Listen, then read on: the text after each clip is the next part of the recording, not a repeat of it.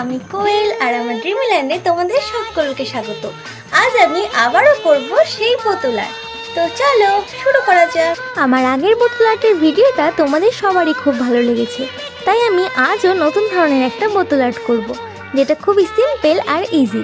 তো প্রথমেই আমরা বোতলটাকে ভেতর থেকে কালো রং করে নেব।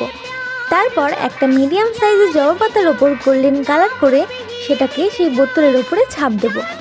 আর দেখো আমার প্রথম ছাপটাই কত সুন্দর হয়েছে। এবার এক এক করে আমি গোটা বোতলের গায়ে এরকমভাবেই ছাপ দিয়ে নেব। আর আজ কিন্তু আমি একটা বোতল না, আজ আমি দুটো বোতল প্রায় একই রকম ডিজাইন করব।